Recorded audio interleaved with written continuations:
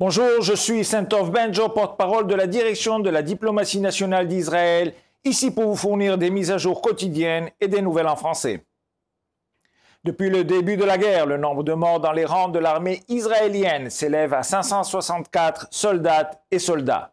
Le peuple d'Israël déplore la mort du commandant adjoint qui est tombé au combat dans le nord de Gaza hier. Nous saluons son courage, embrassons sa famille et prions pour que son âme repose en paix. Les détails de la réponse du Hamas concernant un accord de libération d'otages font l'objet d'une évaluation approfondie par les responsables impliqués dans les négociations. Il y a actuellement 136 otages aux mains du Hamas, dont nous pouvons confirmer que 31 ont été assassinés par leurs ravisseurs.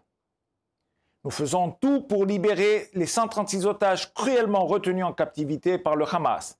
Parallèlement à l'effort militaire, Israël est en contact permanent avec les pays médiateurs pour obtenir la libération des otages.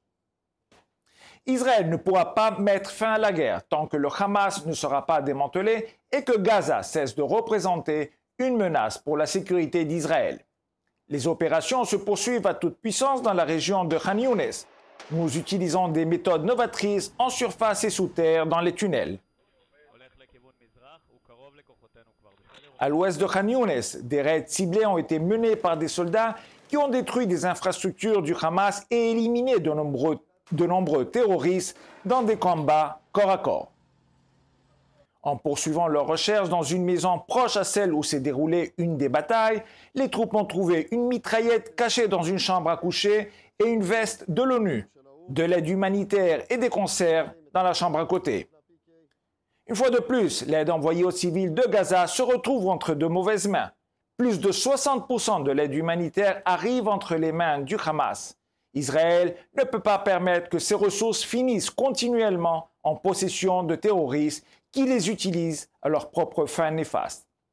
Comme l'a déclaré le secrétaire d'État américain Blinken le 17 octobre, si le Hamas empêche l'aide humanitaire d'atteindre les civils, y compris de s'emparer de l'aide elle-même, nous serons les premiers à le condamner. Et nous nous efforcerons d'empêcher que cela ne se reproduise. En conséquence, Israël a attaqué des camions d'aide volés à Gaza que le Hamas utilise pour transporter des munitions.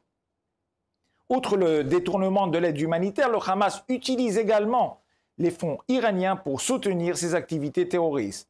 Les forces de défense d'Israël ont révélé hier soir que plus de 150 millions de dollars avaient été transférés d'Iran au groupe militant. Le porte-parole de Tzahal, Daniel Hagari, a déclaré « Ils ont investi cet argent pour survivre dans la clandestinité ».